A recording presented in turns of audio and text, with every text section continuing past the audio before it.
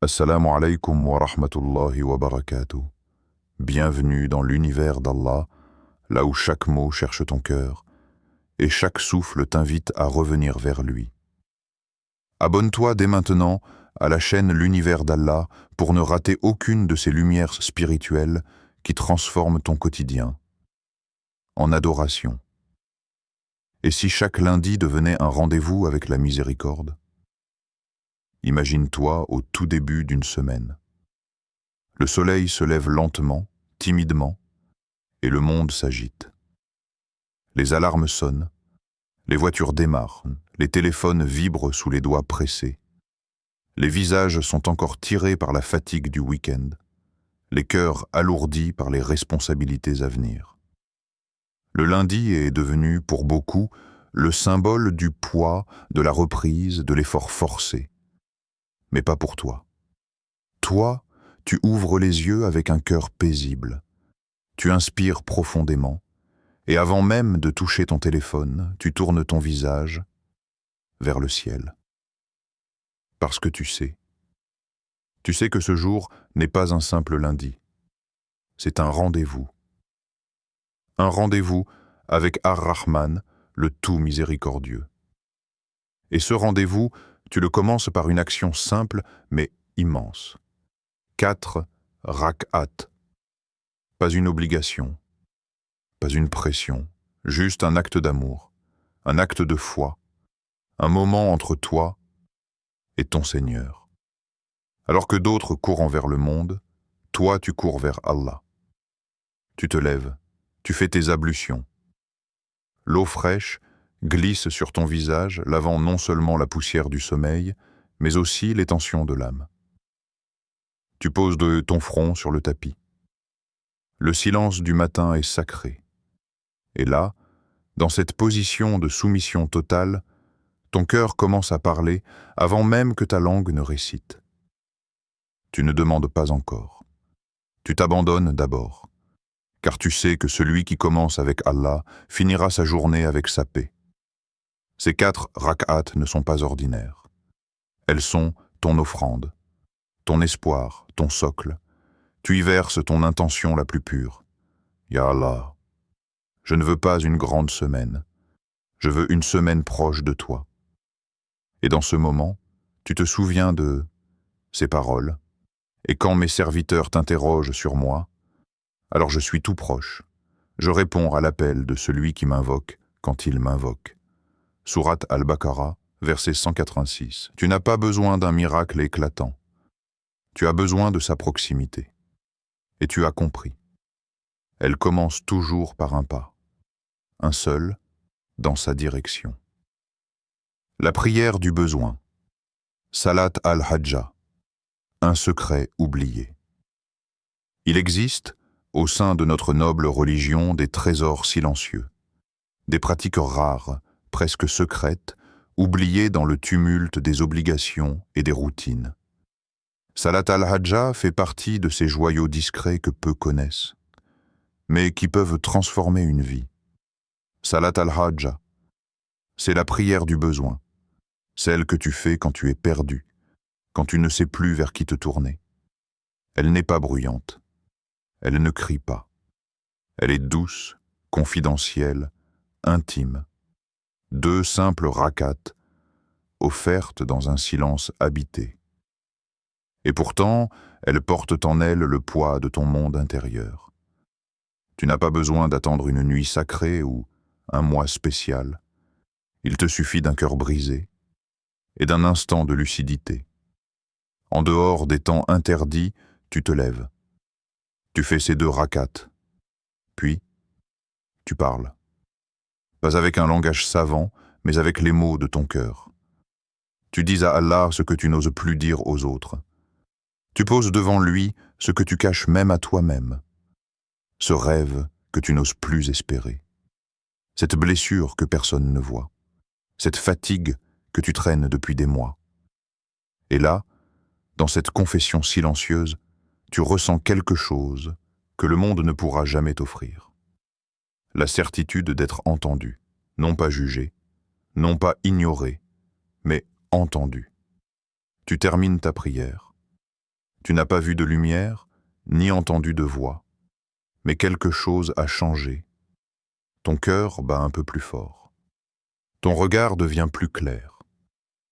Car tu viens de déposer ton fardeau dans les mains du meilleur des gestionnaires. Quiconque place sa confiance en Allah, il lui suffit. Sourate At-Talaq, verset 3. Cette prière ne garantit pas que les choses se dérouleront selon ton plan, non. Mais elle t'assure une chose bien plus précieuse. Allah est maintenant au centre de ton affaire. Et quand Allah prend en charge une affaire, tout l'univers se met en mouvement pour que ce qui est bon pour toi advienne, même si tu ne le vois pas encore. Tu veux commencer ta semaine avec clarté? Alors commence-la à genoux, pas par faiblesse, mais parce que tu reconnais en lui celui qui détient les clés, celle du cœur et celle du monde. 4.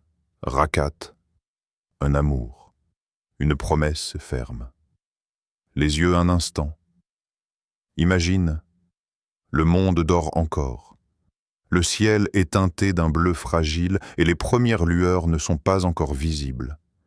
Il n'y a ni bruit, ni agitation, seulement le silence sacré de l'aube, ou celui, apaisant, du crépuscule. Tu es là, seul, debout face à ton tapis de prière, avec un cœur plein, plein de ce que tu n'as jamais osé exprimer, et en même temps, étonnamment vide, prêt à se remplir de lumière.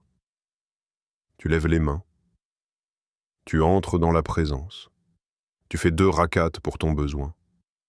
Tu y verses tes inquiétudes, tes blocages, tes blessures. Tu ouvres ton cœur sans filtre. Tu pleures si les larmes viennent, tu soupires si les mots ne te sortent pas. Et ensuite, tu ne te lèves pas. Tu restes. Tu offres 2 rakats de pur amour, pas pour obtenir quoi que ce soit, pas pour que ton souhait se réalise, juste parce que ton cœur le ressent. Ya Allah, je t'aime. Même si je ne te vois pas, même si je ne te comprends pas toujours, je t'aime parce que tu es toi. Et dans chacune de ces 4 rakats, tu récites Surat al-Ikhlas, pas comme une récitation automatique, pas comme une habitude héritée, non. Tu la récites comme une déclaration d'amour. Kul huwallahu ahad. Surat al-Ikhlas, verset 1. Dis-le lentement. Ressens chaque mot. C'est comme si ton âme elle-même reconnaissait enfin à haute voix ce qu'elle sait depuis toujours. Allah est unique. Tu n'as besoin de rien d'autre. Tout ce que tu cherches ailleurs est déjà en lui. Le prophète a dit que cette sourate équivaut à 1/3 du Coran.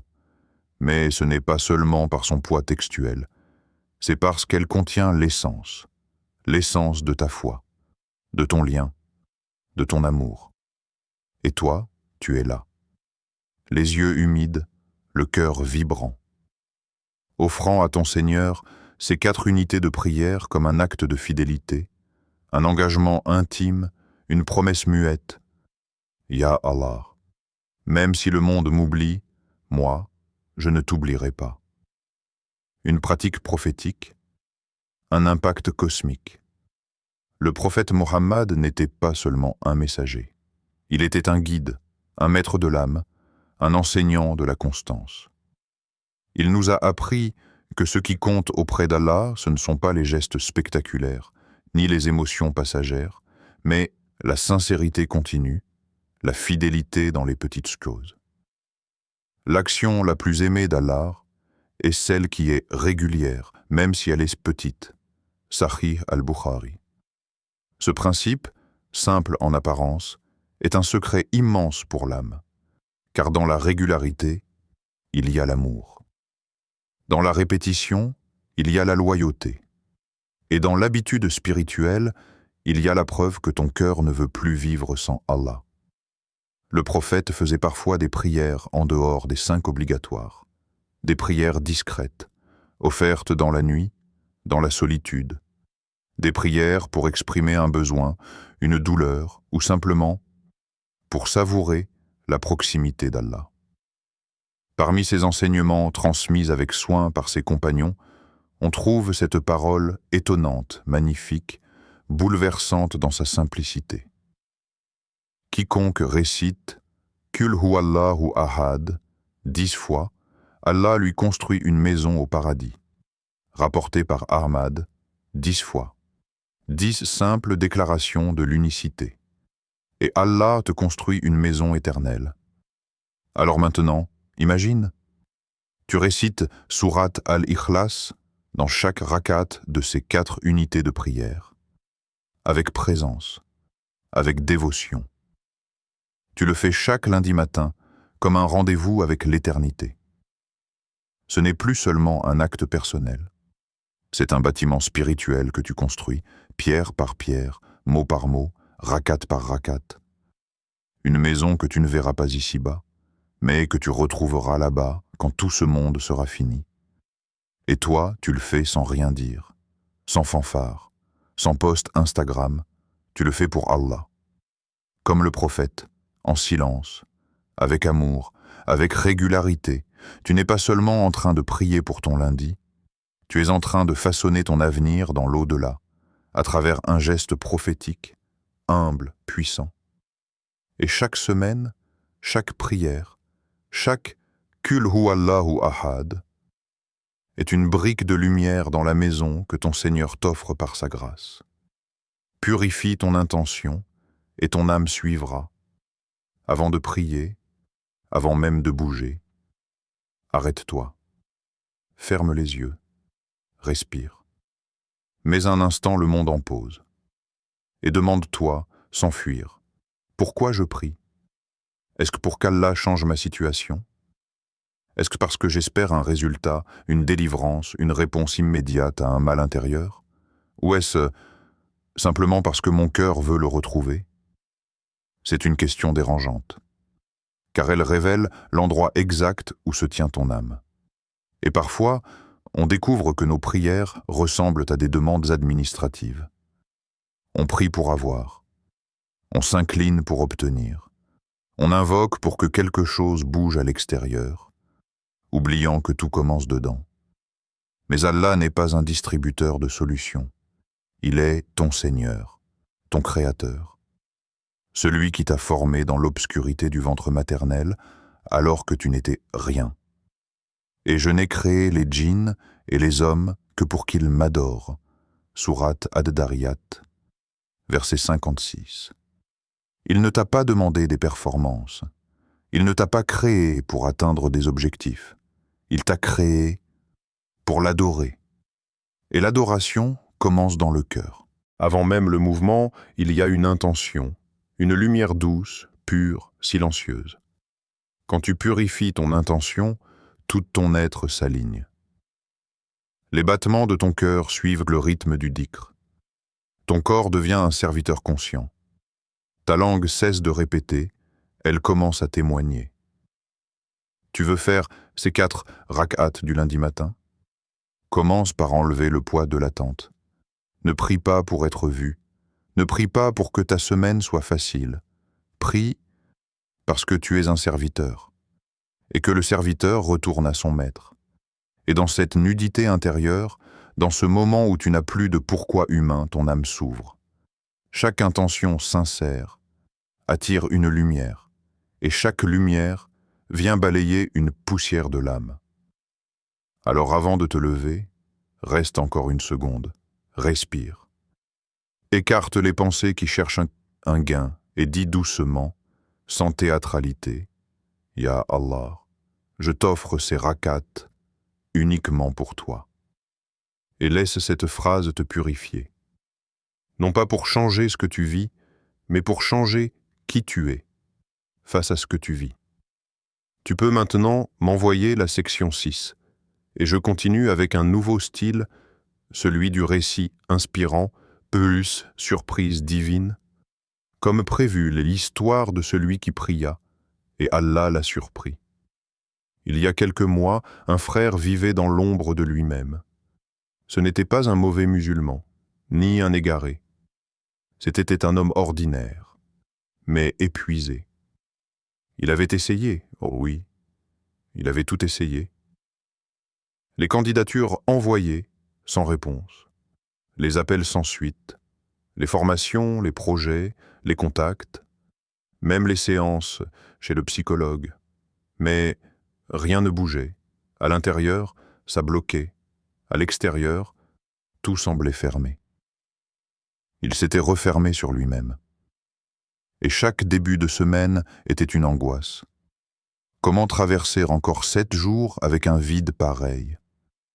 Puis un lundi matin, entre fatigue et foi, il lui tombe sur un rappel, une vidéo. Peut-être une comme celle que tu es en train d'écouter. Elle parlait de 4 rakats. 2 pour un besoin, 2 pour remercier. Avec dans chaque unité, Surat al-Ikhlas, récité avec amour, avec présence, avec larmes, si le cœur en a. Il n'avait rien à perdre. Alors il l'a fait. Il s'est levé, a fait de ses ablutions. Et pour la première fois depuis longtemps, il s'est tenu devant Allah sans rien calculer. Il ne cherchait pas un job. Il ne cherchait pas de l'argent. Il voulait juste que quelque chose change.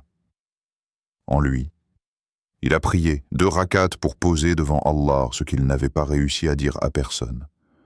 Puis 2 rakats de gratitude, pas parce qu'il avait reçu, mais parce qu'il savait que s'il le remerciait avant, la vie suivrait. Si vous êtes reconnaissant, très certainement j'augmenterai pour vous mes bienfaits. Surat Ibrahim, verset 7. Dans chaque rakat, il récitait « Kul huwallahu ahad » et il pleurait doucement, comme on pleure un retour, puis il s'est relevé. La journée a continué, la vie aussi, rien de spectaculaire. Mais quelques jours plus tard, un appel, un entretien inattendu, une opportunité qu'il n'avait même pas visée, et surtout, un cœur qui se sentait à nouveau vivant. Ce n'est pas cette prière qui a tout changé. Ce n'est pas la récitation répétée d'une sourate, c'est le lien. Le lien qu'il a ravivé, le lien qu'il avait négligé, le lien qu'il croyait perdu. Et ce lien, Allah ne l'oublie jamais. Une semaine, un rendez-vous pour l'éternité, mon frère, ma sœur.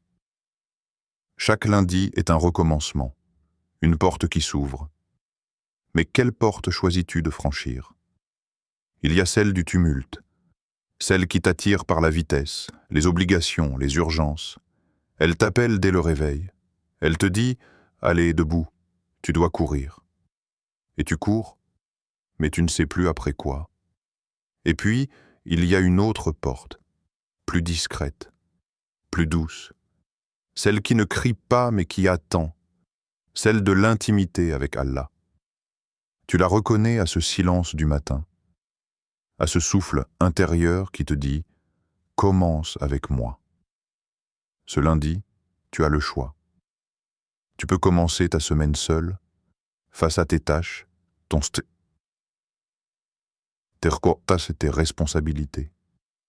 Ou tu peux commencer ta semaine avec Allah, face à ton tapis, ton cœur à nu, ton front contre le sol. Fais ces 4 rakats. Ne cherche pas à les rendre parfaites. Cherche juste à les rendre vraies. Dans chaque rakat, récite Surat al-Ikhlas comme on déclare son amour. Dis-le comme une promesse. Ya Allah, tu es unique. Et c'est toi que je choisis. Pleure si tu dois pleurer. Aime sans attendre un retour. Remercie même si tu ne comprends pas encore le bien dans ce que tu vis. Et surtout, recommence. Pas une fois, pas 2, chaque lundi, chaque semaine, même quand tu es fatigué, même quand tu n'as pas envie. Parce que cette régularité, ce rendez-vous silencieux, est en train de construire une relation stable, une ancre dans l'agitation du monde. Tu verras peut-être les choses autour de toi changer, mais plus encore, tu verras quelque chose en toi changer. Un calme, une lumière, une force douce, un amour qui ne dépend plus des circonstances, un cœur qui sait où revenir, même quand tout semble s'écrouler. Et souviens-toi des paroles d'Allah, les plus vraies, les plus simples. Invoquez-moi, je vous répondrai. Sourate Ghafir, verset 60. Tu n'es jamais seul quand tu le choisis en premier. Et chaque lundi matin peut devenir ton rendez-vous. Pas seulement pour ta semaine, mais pour l'éternité. Merci d'avoir voyagé avec nous dans l'univers d'Allah.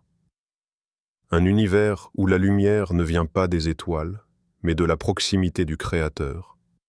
Un univers où même un simple lundi matin peut devenir le début d'un retour vers l'éternité.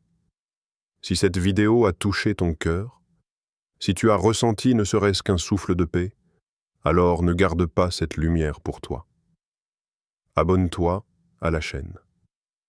Partage cette vidéo avec un cœur qui cherche et laisse en commentaire: Ya Allah, commence ma semaine avec ta lumière. Qu'Allah fasse de chaque début de semaine un rappel de notre fin, un rendez-vous vers lui, un pas de plus vers le paradis. Wa sallallahu ala sayyidina Muhammad, walhamdulillahi rabbil alamin. Assalamu alaikum wa rahmatullahi wa barakatuh.